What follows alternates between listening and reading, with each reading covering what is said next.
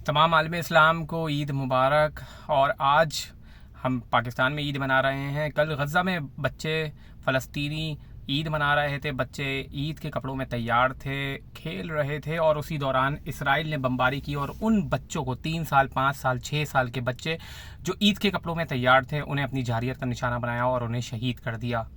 ये 3 साल, 5 साल, 6 साल के बच्चे ईद के दिन कत्ल हो रहे हैं और मुसलमान क्या कर रहे हैं। दूसरी तरफ सिर्फ और सिर्फ तमाम मुसलमान ममालिक में सिर्फ और सिर्फ यमन था कि जिसने ईद के रोज़, कल की बात कर रहा हूँ, इसराइल के ऊपर मिसाइल दागे हैं। और दूसरी तरफ यमन के ऊपर सिर्फ और सिर्फ फ़लस्तीनियों के साथ इजहार यकजहती करने की वजह से यूएस बेदर्दी से वहशियाना बमबारी कर रहा है, मासूम यमनियों को कत्ल कर रहा है। तमाम मुसलमान, आपको पता है, वो अपनी सपोर्ट अभी तक यूएस और इसराइल की उन्होंने अभी तक नहीं छोड़ी है।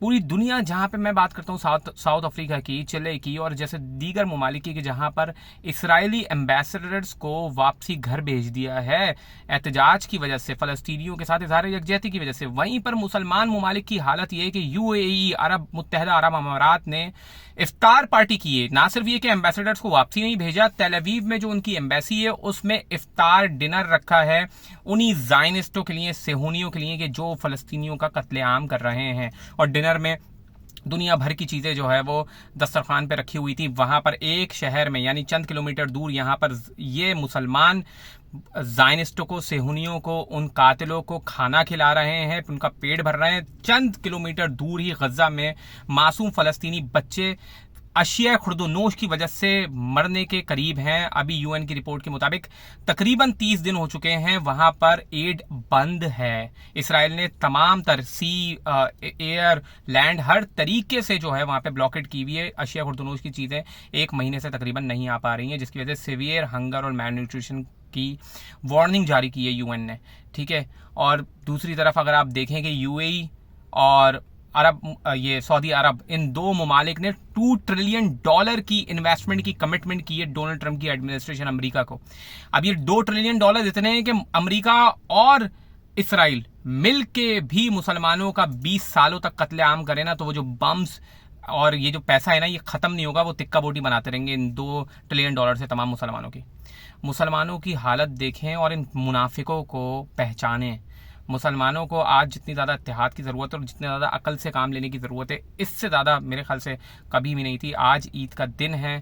ख़ास तौर पे अपनी सफ़ों पे जो ये मुनाफिक मुसलमान हैं कि जो जालिमों की हिमायत कर रहे हैं, हालांकि कुरान वाज़े तौर पे कहता है कि जालिमों की तरफ इनकलाइन तक ना हो, वरना तुम्हें जहन्नुम की आग में धकेला जाएगा। मगर आज मुसलमान, अफसोस की बात यह है कि जालिमों के साथ खड़े हुए हैं और मुसलमानों के साथ फ़लस्तीनियों को बिल्कुल कॉर्नर कर दिया, इग्नोर कर दिया, यमनियों को भी इग्नोर कर दिया है।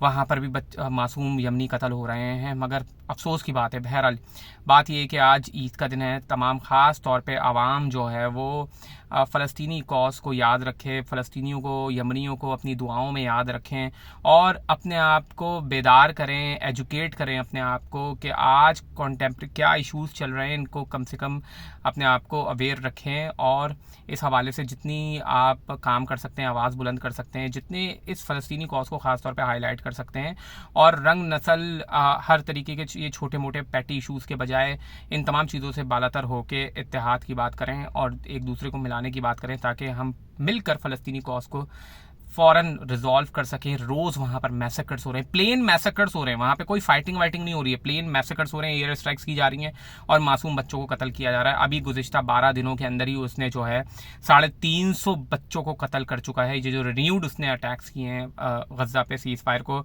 एक तरफा उसने जो ब्रेक किया उसके बाद। तो लिहाजा तमाम मुसलमानों से मेरी गुजारिश है, फ़लस्तीनियों को अपनी दुआओं में याद रखें, फ़लस्तीनी कॉज को हाईलाइट करते रहें, अपनी आवाज़ को बुलंद करते रहें और छोटे मोटे इख्तलाफात को भुलाकर ख़ास तौर पे जो अपनी सफ़ों में ये जो मुनाफिक लोग हैं इनको भी पहचानें, और ख़ास तौर पे जो लोग काम कर रहे हैं उन लोगों का साथ दें, फ़लस्तीनी कॉज को रिज़ॉल्व करें, इस इशू को बिल्कुल भी मरने न दें।